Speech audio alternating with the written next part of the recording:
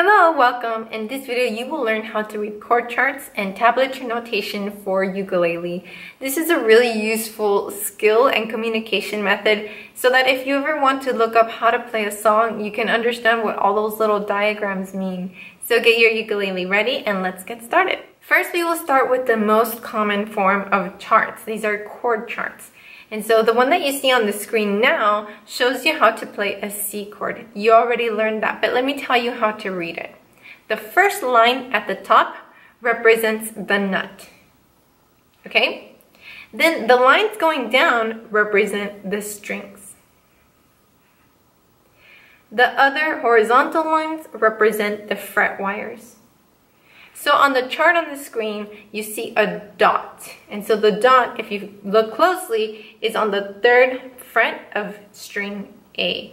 And if you were to put your finger on there, because that's what the dot means. The dot means put your finger there.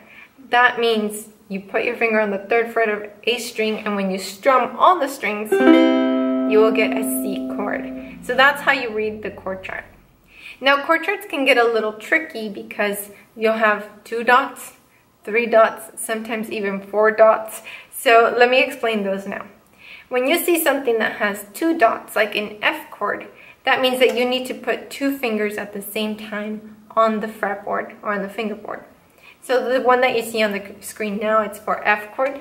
So that means I need to put 1 finger here on the 1st fret of my E string and another finger here on the 2nd fret of my G. So when I do that, I need to be extra careful not to touch the other strings because you see the other strings don't have dots on them.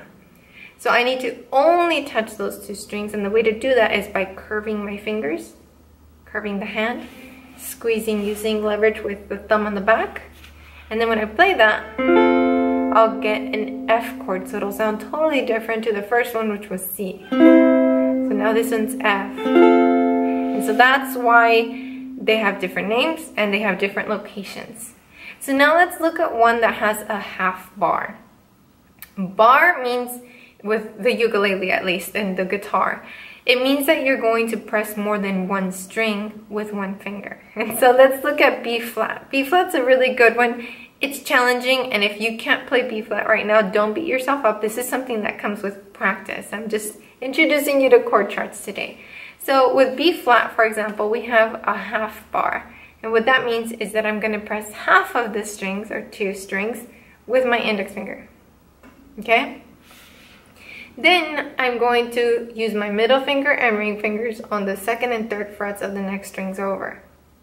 Now this is a really tricky one to do because with 1 finger I have to be flat to press 2, and with the others I have to be curved to not touch the other strings. So that's why it takes more time to play this chord, but this is just for demonstration purposes. So I'm going to do flat to press those 2, and then curve, and then curve. And so this is what a B flat sounds like, but I make it look easy, but I'm actually working really hard to both squeeze and have the right posture.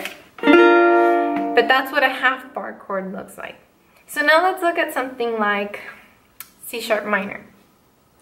For C sharp minor, you'll notice the bar goes way down. So now we're on the 4th fret, we're down here, and the bar is asking me to cover 3 strings and then skip a fret and then another one. So this is a way more challenging chord.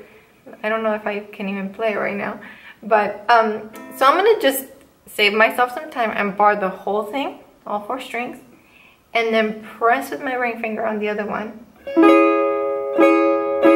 Came out, I'm lucky. So this is what C sharp minor would sound like. Yeah, there it is. And that's what it looks like on a chord chart. So that's how you read chord charts. But when you're a beginner, most of your chords will have 1, 2, and 3 dots. Usually not a lot of bars, and that's okay. Stick to those until you gain the skills and strengthen your hand, and then slowly start adding a bar chord at a time. So to review, chord charts help us read how to play chords. This is when we strum through all 4 strings for the most part. And the top line represents the nut. The other lines under that represent the fret wires. And the vertical lines represent the strings. The dots on the charts tell us where our fingers go. Okay, now let's talk about tablature notation. This one is a little tricky, but once you learn how to read it, you can read it all the time. So with tablature notation, we also call it tab, the first string or the first line is for A. And the reason that's tricky is that when we're holding our ukulele, A is at the bottom, but on tab, it's at the top. So the first line on tab is A. If we see a 0 on the first line, that means that we're gonna pick without pressing anything. That's what the 0 means. The 0 means nothing. If we see a 1 on that first line, that means we go to the first fret and only pick on that string. If we see a 2, then we're supposed to play on the second fret.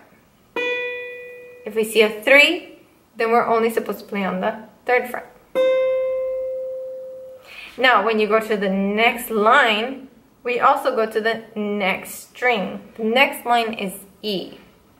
If we see a 0 on the second line, that means no hands, no fingers. You're just going to pick on E string. If you see a 1 on the second line, that means the first fret. Now here's an example.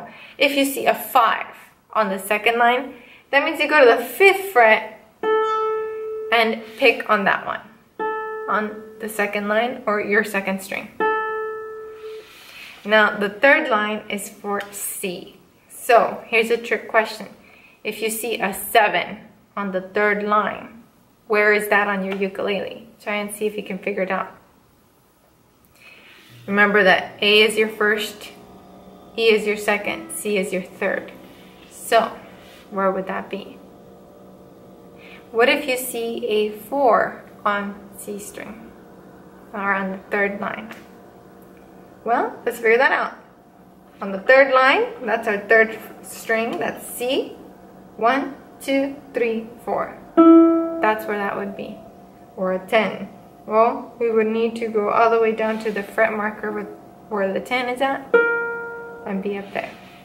And last but not least, the last line, represent the string closest to your face. This is your 4th string or G. So if there is a 5 on G, that means you go to the 5th fret of G and pick there. Fingerstyle is a really easy way to read melodies, to read scales, and to read solos, but sometimes you will also see different ways that tab is used. So review this video over and over again until it kind of sinks in and then move on to the next lesson. I'll see you in the next video.